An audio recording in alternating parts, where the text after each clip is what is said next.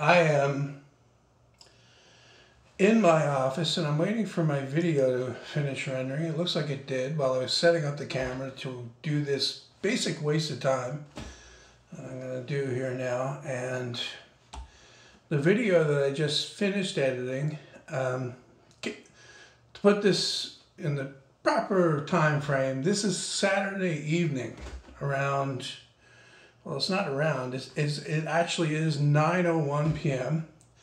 while everyone else is out partying and having fun and doing stuff that, you know, people with lives do. I'm here doing this. The video I just finished editing is the second fail video. The first one, I posted that this morning, and it was the glass one, in case you missed that on my main channel. I managed to work some editing magic with it and make it look less like a fail in the final video, and I posted that, like I said, this morning. Originally I was going to post it tomorrow morning, but then I got this morning and I was finishing up the details on it, upload the thumbnail for it, and I said, go ahead, release it, who fucking cares, do it. And I said to myself, maybe what would be a good idea is do the same thing with the wood video that I started. And you know, the wood, I'm not explaining this right. Okay, the first video is me trying to cut glass with that fly cutter that I made. You have to really watch that video to get the idea.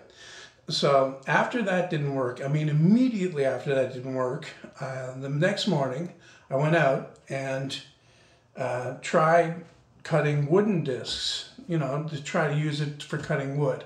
That worked marginally better, as in it cut the wood pretty well. And of course, the benefit of having a fly cutter that is carbide tipped is that it will stay sharp for a long time. So I just finished editing that video, and I'm going to post that tomorrow on my Red channel. And it's basically the same thing as the one for glass, except I made the changes there. And that's what makes it different. So I'm just going to check it here to make sure it's good. What I wanted to do in this video, though, because I don't know if it's the last video I did. I should check. You know what? I'll check. Because, no, I'm not on that channel. Just hold on a second. Bear with me. We'll get there.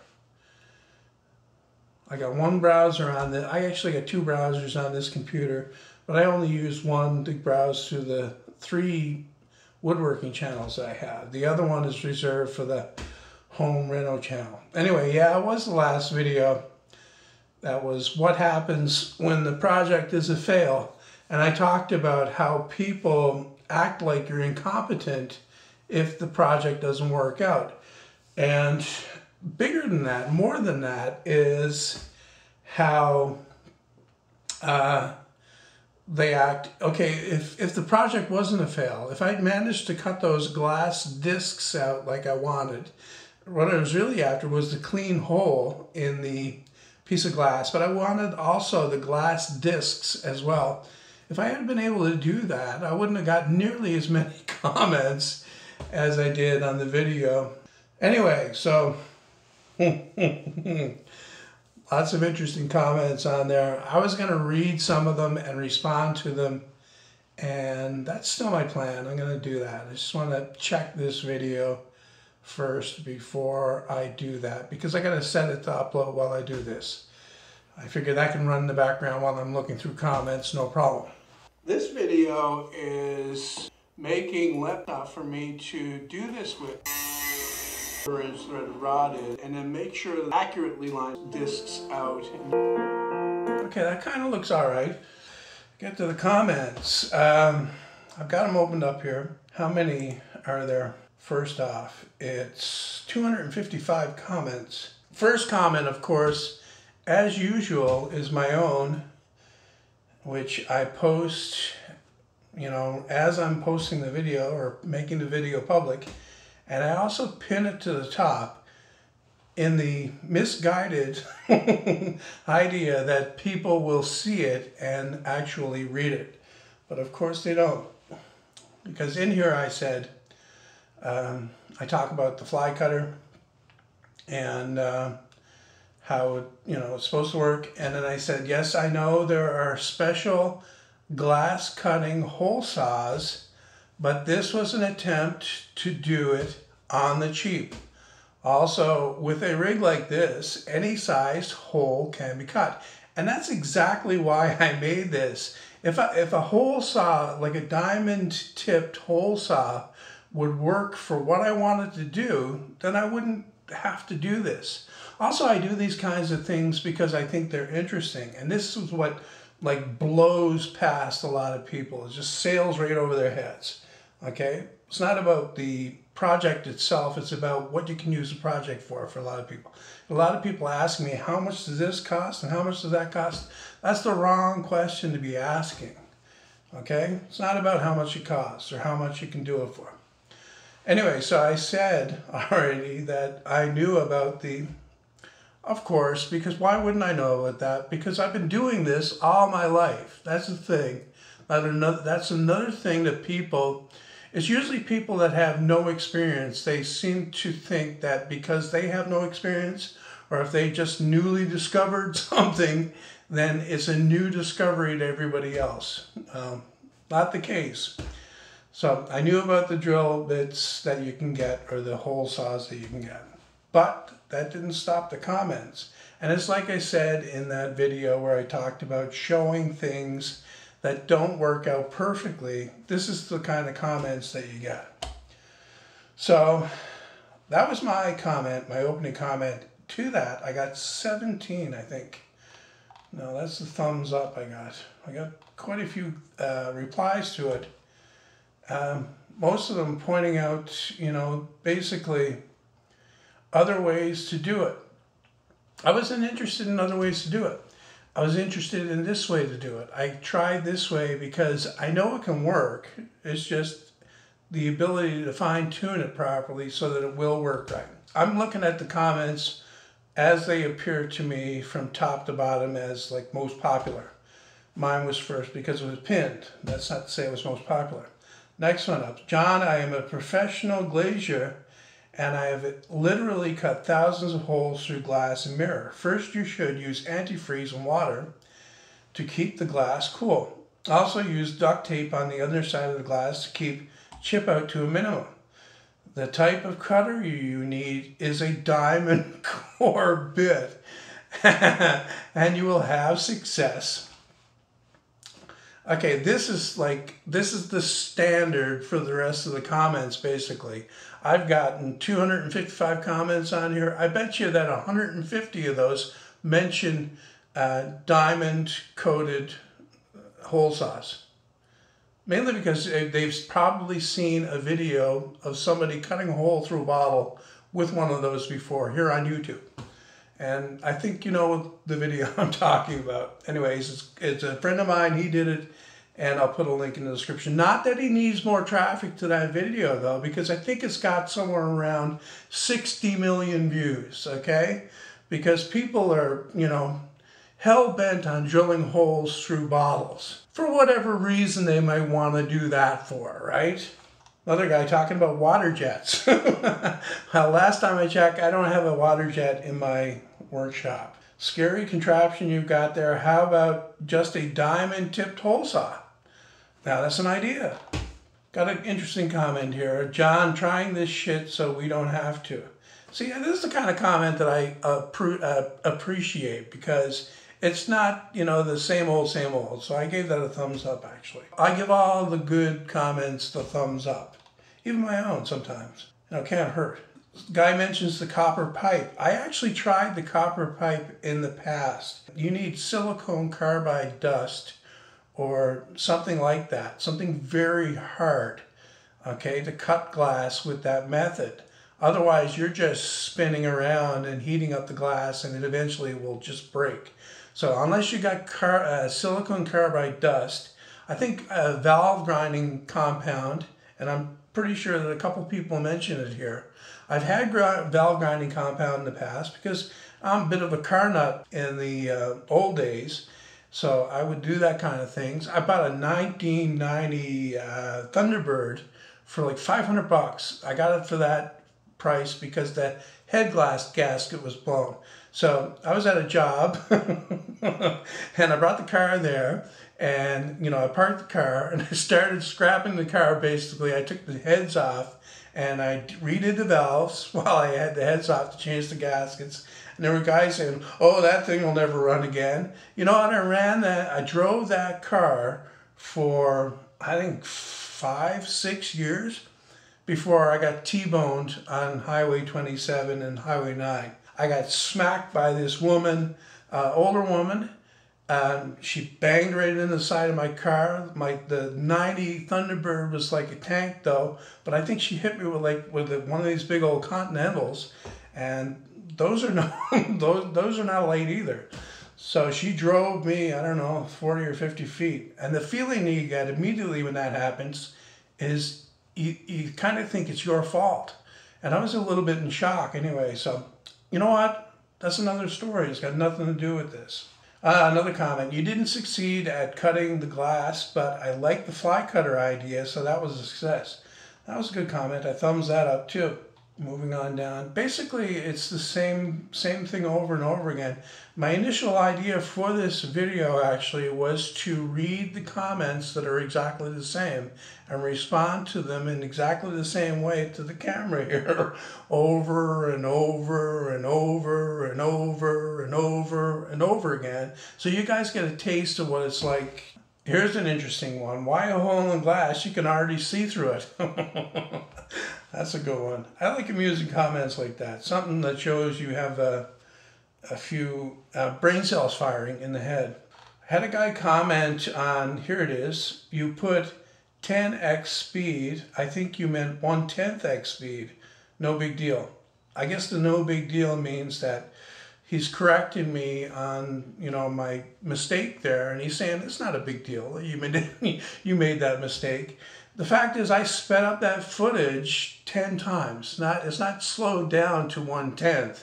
It looks that way because the cutter is going around so slowly, it appears. But that's the way they look when you speed it up. I thought that footage was exceptionally cool. I was going to actually render that out and put it on Facebook. Although me putting videos on Facebook is absolutely a waste of time, so I don't bother to do that anymore. Here's a comment on that very thing. That 10x footage on the beer bottle cut was really cool.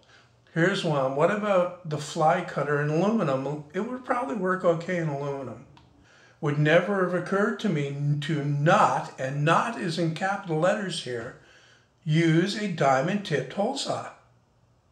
It's almost like he's saying, and this is what I said in a comment on the other video, this patronizing attitude that people take when they see a fail. They immediately start to think they're talking to somebody that's an idiot. He even puts a link in here, and his link actually got through the spam filter, usually like 99% of the time. And I tell people this too. If you put a link in a comment, even if it's a link to another video, it will go to spam, and I have to pull it out of the spam folder. I think the spam folder on this channel has 624 comments in there that there's no way I can get through them. So I don't bother. Here's one. Glass fidget spinner would be the project. No, that's not the project. I had something in mind, but I don't think I'm going to do it exactly that way.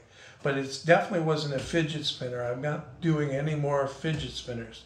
Not that I'm saying there's anything wrong with getting 4.2 million views on a single video. That's good stuff. Cool experiment. See, somebody got the experiment part in the title. Experiment. That's what experiment means. You're trying something out. Okay? I'm not saying this is the de facto way to do it. I'm trying something. Experiment. Cool experiment. The 10x segment was awesome. Thank you. Why the fuck did I just watch this whole video? It's 3 a.m. Because it's an awesome video, guy. Something more of a grinding edge rather than a cutting edge. Glass is brittle when faced with shocks, but not that hard compared to other things, so abrasion seems to be the better method.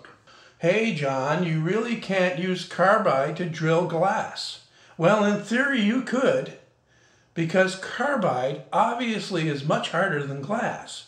The problem is that the glass is very brittle. Unlike steel, therefore, you need an abrasive method to cut the glass. Like a piece of diamond grinding wheel or something could work much better. Is the width of the blade so much that it's jamming up in the curved groove that you're cutting? Yes, and that was part of the problem, and I talked about that in a bit in the wood one. The cutter itself can only go in so far. See, the tooth even on a thin curved blade, the tooth is still wider than the body of the blade, like thicker. So it should really clear enough of a curve for some of the metal, you could say, to fit in. But the further you go down and the further the thing goes up, the wider it gets and the more it wants to rub on the sides there. So, and then the geometry of the tooth in relationship to the center axis of the shaft itself might not have been optimal. All this was done like that out in my workshop where I grabbed up those parts and I just did it. And this is the kind of thing that I've done for years. And if the project didn't work out, it didn't work out. But if it did work, it gave me something I could say, look, I can do this way in the future. I am a glass cutter. I did a quick search on Amazon for glass hole saw. What I seen there was hole saws much like the ones we use in industry. No kidding, guy. I've seen those. I've used those. Okay. That's not what I was doing. Experiment. Holes are drilled in glass all the time. Use diamond-coated hole saws. There are lots of videos on YouTube. You know, I can learn from this. But basically, the easiest to use Play-Doh or something like it to make a dam. Yeah, I know about making a dam around it to hold water in. Of course, I didn't have any fucking Play-Doh, okay? My Play-Doh days are long behind me, okay?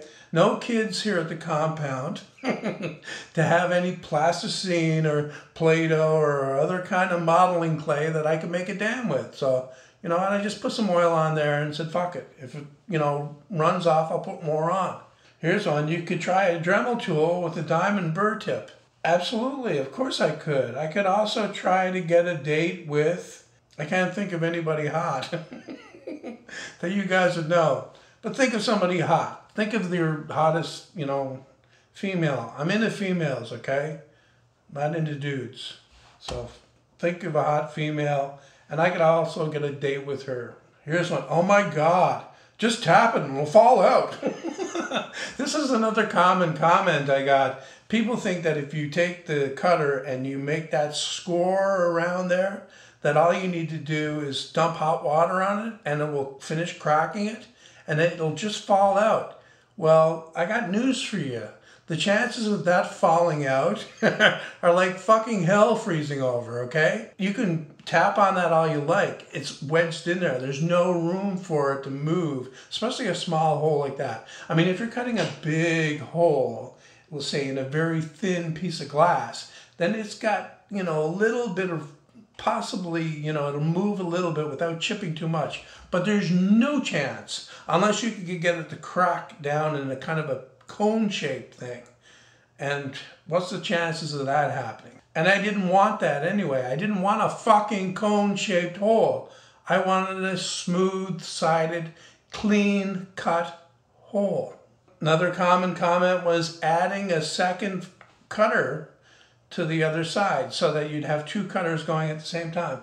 These people do not realize how much work would be involved in trying to line up those two cutters so that they make contact with the glass at the same time. And because if they didn't, it'd be just like you have one cutter on there, the other one would just be freewheeling, idling around, and not actually doing any cutting. Wouldn't it be easier to drill a few holes and then cut a polygon with a glass knife? So I just had another look through and I couldn't find anything else in there. It's basically the same 4 or 5 comments over and over and over again. So I covered those. The video is doing okay. 42,528 right now. I kind of figured it would because it's kind of a, I don't know, an attractive topic for people.